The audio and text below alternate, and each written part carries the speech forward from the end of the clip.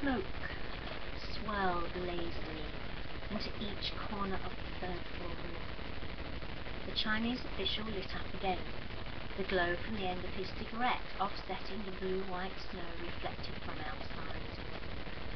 Cold crept along the floor, along the desk, hunkered down amongst the creases of the crumpled bedding on which Sarah sat.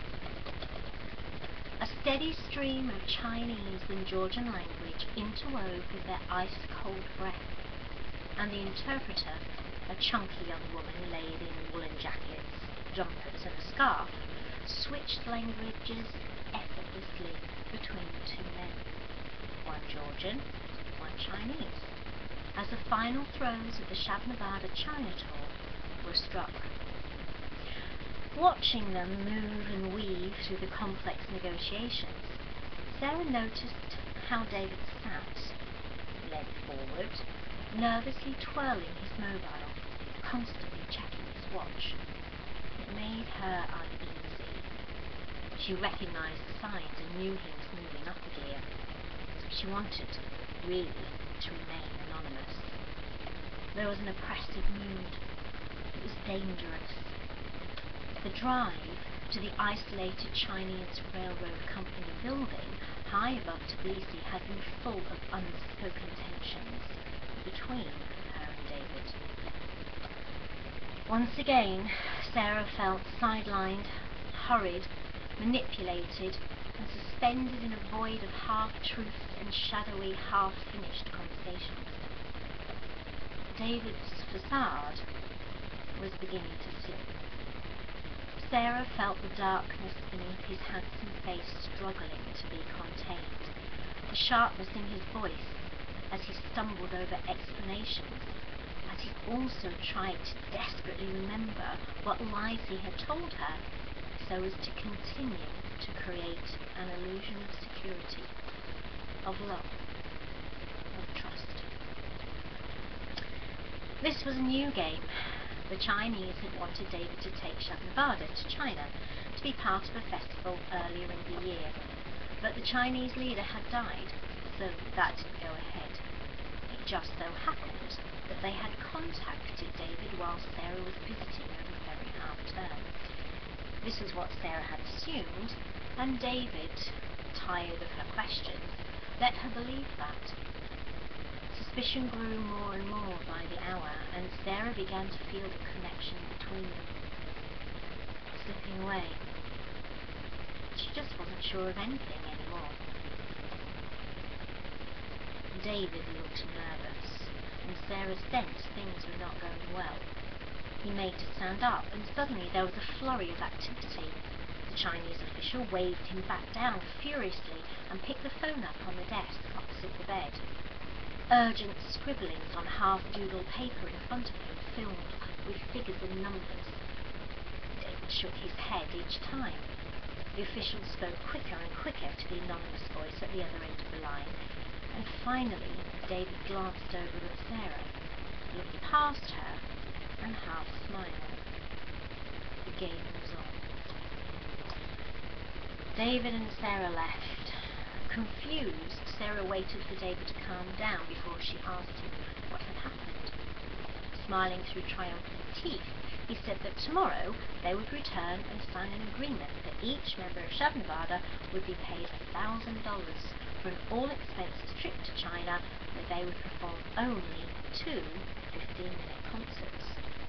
"That's great," Sarah said. "Another $1,000 for you to help build the apartment." David had bought an apartment in a new high-rise at the bottom of the plateau area of Tbilisi some years ago, that he proudly shown Sarah and said that that was to be their marital home. The apartment was unfinished, however, and as far as she could tell, no new work had been done on it in 2 years, despite David saying it would be ready by Christmas and ready by the summer. David laughed. It sounded hollow. "No, Sarah, I will have $7,000 from this deal." Uneasily, Sarah looked at his profile. He had turned the Georgian folk music up loud and was conducting with his right hand. "How?" she asked. I'm keeping this money, he replied. The gulf between them widened. They spent the rest of the afternoon driving around Tbilisi, David on the phone and meeting various people who handed over their passports. The sky was brooding and threatening more snow, and the cold drifted into the car. Sarah sat in the car, miserable and neglected, whilst David did his deals with one foot perched on the curb, his shoulders hunched forward, and his hands deep in his pockets. Another of the 6 precious days she was in Tbilisi to be with him. Just this week. The next day they went back to the smoke-filled room with the stocky interpreter and the small Chinese man. This time the bed was made, and there were empty coffee cups on the desk at one end of the room. Used tissues lay scattered around the floor. David signed some papers. They shook hands, and with sly smiles and dead eyes, sealed the deal. Shabnabada were due to leave the following Friday, so the visas needed to be applied for, and quickly. The ride into Tbilisi in the company cream-leathered interior BMW imbued with cigarette smoke was desperately unpleasant. Sarah sat in the back feeling sick, both with hunger and realization, whilst David played with the sound system. Uninvited, he assumed possession of the CD player and changed tracks, much to the irritation of the driver. The Chinese embassy were expecting him, and all 3 bypassed the security checks and sat at a table to start filling in forms. David called 5 people, 3 men and 2 women, the people who had handed over their passports yesterday. He spoke quickly and without hesitation or interruption and wrote their passport numbers on each form. Sarah had offered to help fill the forms in, but David had brushed her offer off with a dismissive wave of the hand. Then, when it became clear that this was going to take him a long time to finish the task, he pushed the pen toward her and said, "Write it." Feeling uncomfortable, hungry and sick, desperate for this to be over, Sarah filled in what she could and passed them to David, who forged a signature for each document.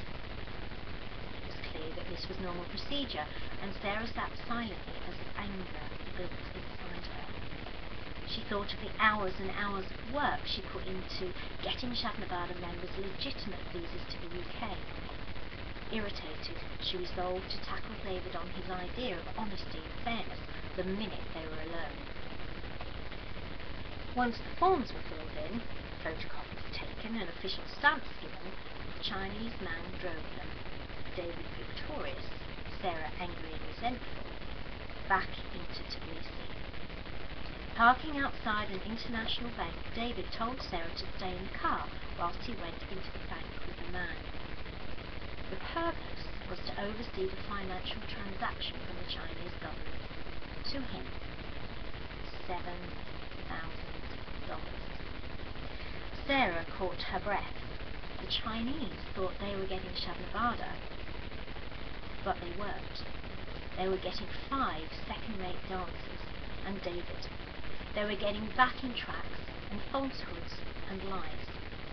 They had paid for one thing and getting something entirely different. Everything was a lie. Sarah stayed silent for a long time. Then, finally, when they were alone together, and when David noticed she was not herself, there was a row. She was making him tired.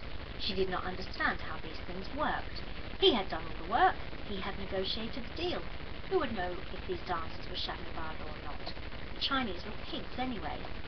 The bitterness in his voice and the anger coming from him only compounded Sarah's feelings of isolation and distress. This was not the noble man she had fallen in love with. This man lied, cheated, and stole. This was the man who had quite clearly said that he would have nothing to do with such corruption, and she had believed him. Only 2 years earlier, he had told her he had refused to become involved in the stealing of money from her and her choir when she went to Georgia to be part of the festival. Someone at that time had taken half of the flight money offered to the choir to travel and perform in Georgia. Someone had lied to them then, and Sarah knew David was lying to her now. This man made her feel very